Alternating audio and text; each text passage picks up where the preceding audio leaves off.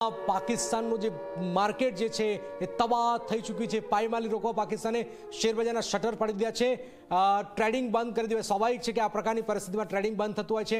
10,000 એક દિવસમાં 10,000 પોઈન્ટનો કડાકો બોલી જવો, મતલબ કે પાકિસ્તાનની ઇકોનોમી ખતમ થઈ જવી, કમર તૂટી ગઈ। 60 દિવસ માટે સોના ચાંદીની આયાત નિકાસ પર પ્રતિબંધ લાગી દે છે। બુલિયન કોમોડિટી વેપાર પર પાકિસ્તાનમાં પ્રતિબંધ લાગી ચૂક્યો છે। પાયમાલી રોકવા પાકિસ્તાને શેરબજારના શટર પાડી દીધા છે, બંધ કર્યું છે, ટ્રેડિંગ બંધ કર્યું છે। સ્વાભાવિક છે કે હજુ પણ માર્કેટ તૂટવાનું હતું। 10,000થી વધુ પોઈન્ટનો કડાકો, મતલબ આપ અંદાજ લગાવી શકો છો કે શું થઈ શકે છે।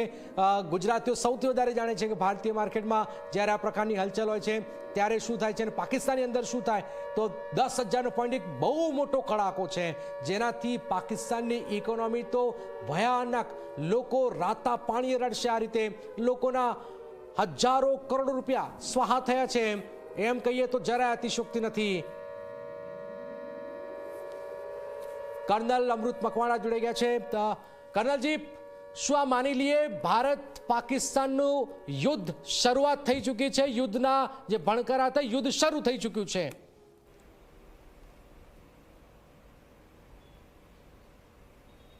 અને જ્યાં સુધી લાઇન ઓફ કંટ્રોલ અથવા તો ઇન્ટરનેશનલ બોર્ડર આપણે ક્રોસ નહીં કરીએ ત્યાં સુધી યુદ્ધ શરૂ માનવામાં નહીં આવે। આપણે લાઇન ઓફ કંટ્રોલની પેલી બાજુ છીએ, આપણી તરફ છીએ। સર્વપ્રથમ દર્શક મિત્રોને હું બતાવીશ કે ભારત પાકિસ્તાન સાથે 3,323 કિલોમીટર સીમા રેખા સાझा કરે છે। એમાં સૌ પ્રથમ જમ્મુ કાશ્મીર અને લેહ લદ્દાખ મળીને 1,225 કિલોમીટર લાંબી સીમા રેખા પાકિસ્તાન સાથે આવેલી છે। એની સાથે લગભગ 740 કિલોમીટર જે છે તે અંકુશ રેખા છે, જેને આપણે લાઇન ઓફ કંટ્રોલ તરીકે ઓળખીએ છીએ। અને પંજાબમાં તે 553 કિલોમીટર લાંબી સીમા રેખા પાકિસ્તાન અને પંજાબ સાથે જોડાયેલી છે।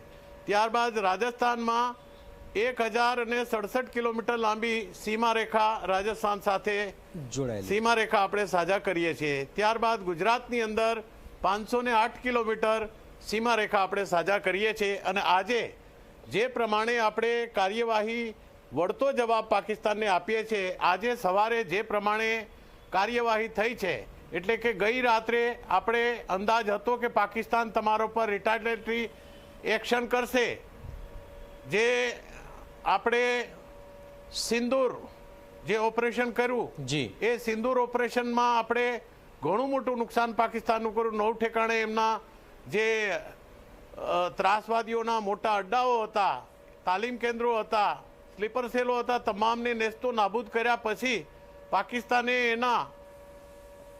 એના રિટાલિએટરી એક્શન પ્રમાણે એને રાત્રિના ભારતના 15 શહેરો ઉપર મિસાઇલો છોડી અને એટેક કરવાનો નાકામ પ્રયાસ કર્યો। એમાં શરૂઆત એમણે કરી અવંતીપુર, શ્રીનગર, જમ્મુ, પઠાનકોટ, અમૃતસર, જલંધર, લુધિયાણા, કપૂરથલા, ભટિંડા, ત્યાર પછી નાલ, ઉત્તરલાઈ અને ફલોદી અને ભુજ।